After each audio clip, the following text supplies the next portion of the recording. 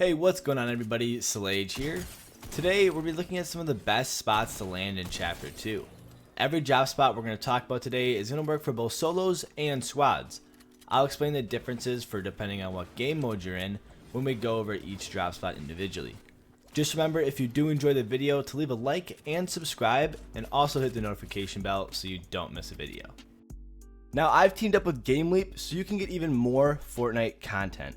They're just entering the scene, but their videos are still free and absolutely amazing. I wouldn't be recommending GameLeap if I didn't truly believe that you'll learn an absolute ton from their channel. Make sure to check them out right here.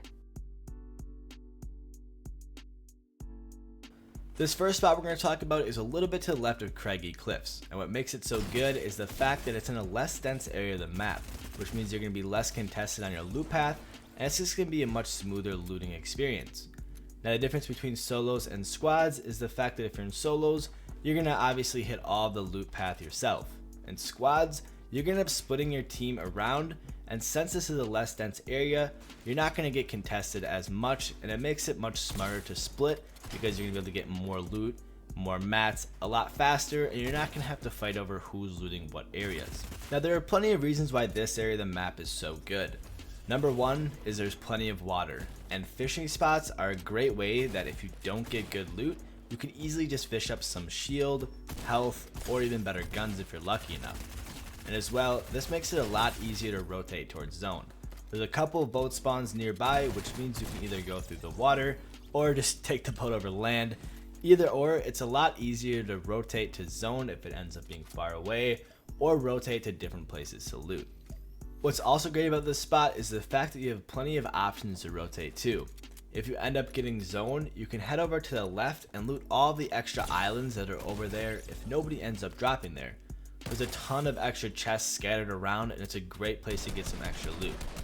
Otherwise, you can always rotate into Craggy. Depending on how looted you get and how fast, you can go in third party and pick up a couple of eliminations. If you're in arena or even in one of the squad or solo tournaments, it's a great way to pick up some extra points and get you some easy eliminations. Now this next drop spot is quite similar to the previous, so if you're in a squad, you're going to be splitting up, or if you're a solo, you're going to be hitting all the spots yourself. Now there's a couple of different ways you can take this rotation. My personal favorite is just going up the coast. It kind of keeps you out of the way of people looking over in your direction, and as well, it's just a path that I like to take personally because I do think fishing is one of the best ways to get extra loot. And if you're by the water, you're of course going to be able to spot more fishing holes for you to fish. Now for all these drop spots, there's no right or wrong way to do it. For example, you could follow exactly what I do and you start with the mansion and work your way up to the top, or you could start up in the castle / courtyard and work your way downwards. Either or, you're going to be hitting all the same chests, floor spawns, and even the fishing hotspots. But I recommend practicing both or multiple different options, because if you do end up getting contested, you're not going to be able to get your entire loot path, which does suck, but having backup plans or knowing the best way to drop for different areas of your loot path is going to make sure you at least get something to be able to protect yourself with, and hopefully end up winning the fight with whoever contests you. By far, probably one of the best places to drop on this map currently is Slurpy Swamp. Now for a couple of reasons. A, there's all types of mats within the drop spot, which makes it really easy to farm up and get what you need right away. As well, you're going to have a guaranteed 100 health and shield, which is really important because even if you're able to find all of your shield, you might not be able to find any medkits to top off the rest of your health. There's also plenty of fishing spots within the swamp, which means you can always find extra floppers and slurp fish if you don't get lucky enough to pull shield from any chests. But speaking of chests, there are plenty of them within Slurpy Swamp. There's an absolute ton of loot within this drop spot, which makes it perfect for solos and squads. Now like I said, there's a guaranteed 100 health and shield from this drop spot, which is really great, but there's a couple of ways you can get this. There's barrels that are spread out all across Slurpy, and you can break those and they'll give you either 10 health or shield depending on what you need. They also give you a good chunk of metal, so it's another way just to get even more mats. There's also trucks that are spread out kind of around Slurpy as well. There's only a couple of them, but they do give a little bit more than the barrels. You can either cut them down or you can break them, and they'll immediately give you the health or shield. There's also these kind of silos that are in the backside towards the river. Those ones you can build on or break and get the shield from as well. Otherwise, there's the vats, which are in the main building, which you can sit in and slowly get shield. So if there's no barrels left, this is always something you can fall back onto. There's also 2 pipes that lead out into the swamp where you can run through, and again, similarly to the vats, get shield from those as well, slowly over time. Next up is actually a drop spot that I use personally, and it starts off within the lumberyard where you can easily get max wood and a good amount of metal from the trucks, cars, and the sawmill area. There's also a decent amount of chests and floor spawns, which means you should end up getting some extra shield.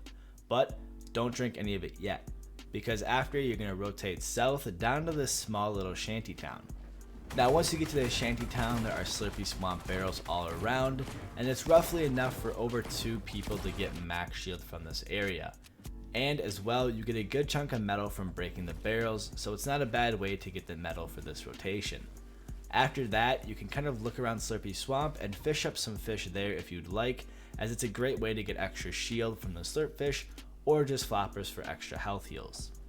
Now here's where you can kind of choose which way you'd like to rotate. If you want to pick up some limbs, you can rotate into the Slurpy factory area and definitely be able to find a couple people still fighting.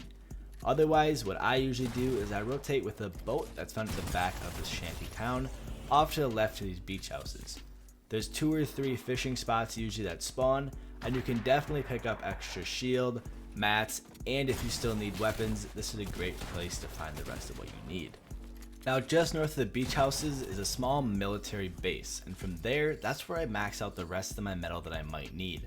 If I'm in a squad, I typically farm up a little bit extra just so if anybody else that's nearby in my squad needs a little bit more metal, they can easily swing by and pick up what they need.